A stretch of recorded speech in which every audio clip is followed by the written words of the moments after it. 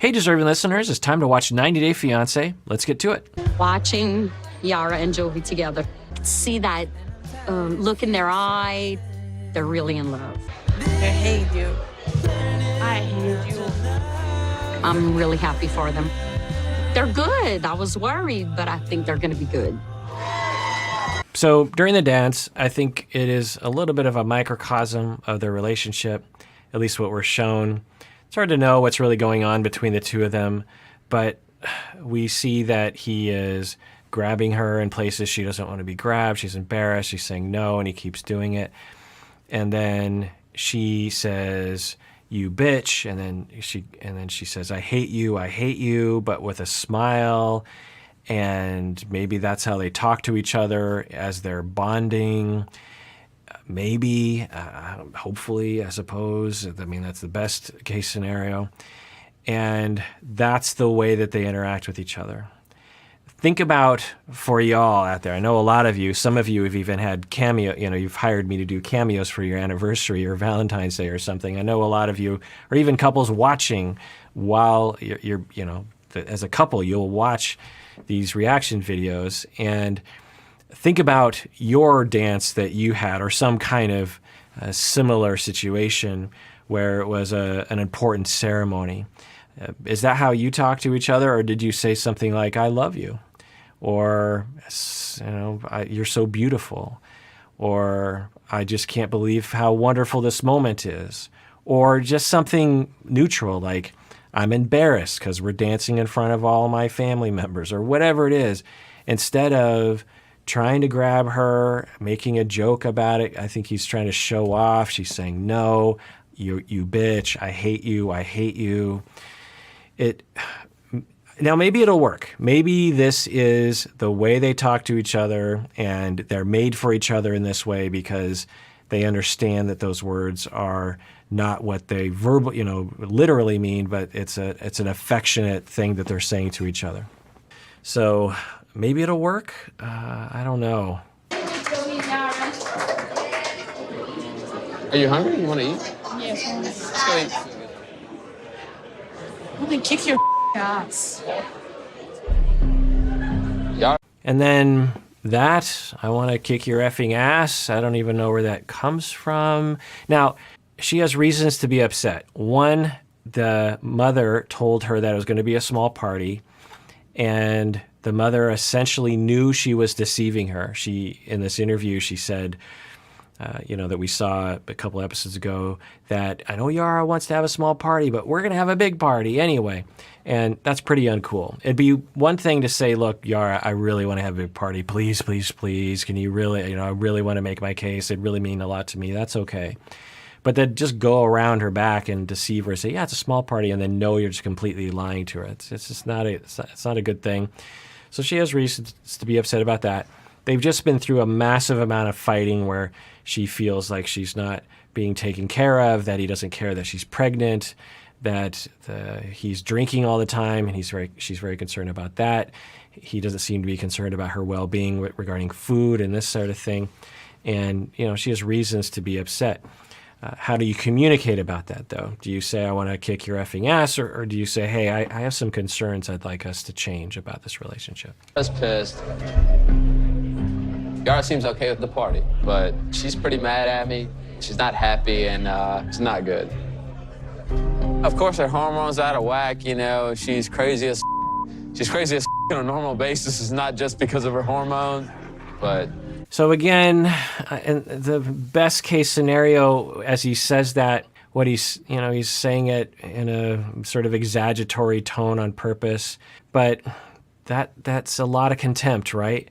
She's crazy as F. She's a crazy person, even when she's not pregnant. And now with all her hormones, she's really crazy. What does that say? It says that his perspective is that her feelings and the way she talks are irrelevant and just a result of women emotions. This is a very common misogynistic idea that, "Oh, you're just hormonal."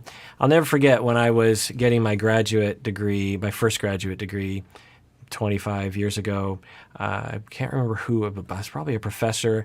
She was saying, So you know how society looks at women on their period, and even women themselves will internalize this message that when they're on, when they're having premenstrual, hormonal changes and mood changes, that their anger and their complaints are hormonal, we'll call it, or, a part of their womanly time every month.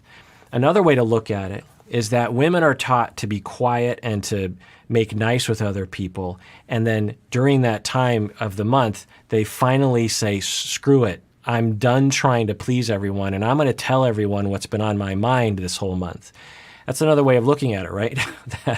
that it might even serve an evolutionary purpose for humans, for women, that, okay, fine, you can suppress it some of the time, but there's got to be at least a week out of the month where you got to be real and you got to tell people, no, this is not the way I want to be treated. No, I don't like this. Or at least it motivates you to maybe try to change something in your life. And so, but anyway, my point is that for Jovi, now I don't want to paint that completely in that way. Certainly there are some people who will have massive mood shifts, even what we would categorize as pathological, disordered, as a result of their hormones. So it's not like everyone's the same, but you get my point.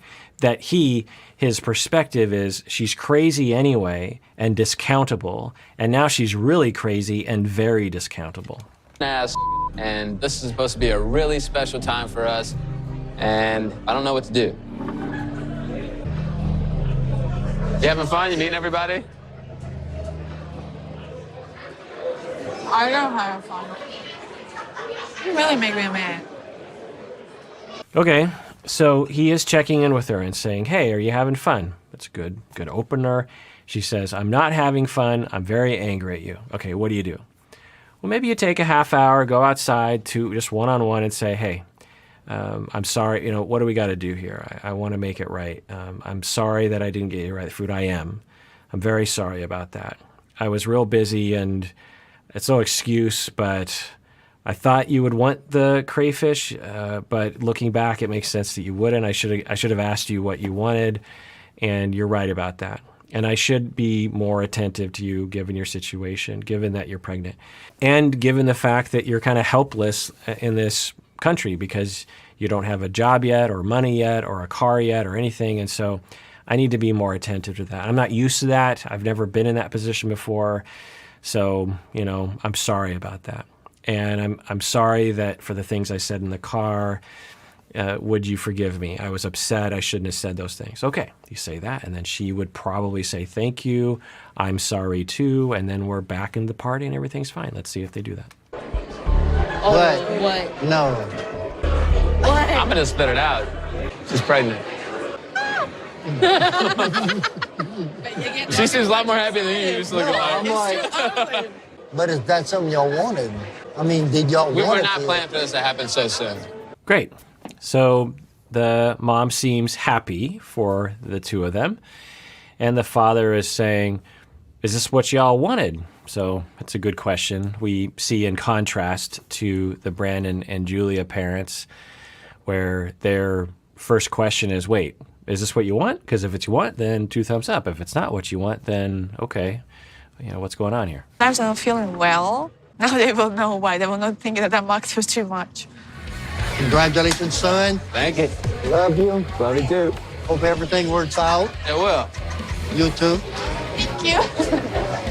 You can call me daughter, man. Daughter? Already? Okay, so things are looking good. They are having a good time.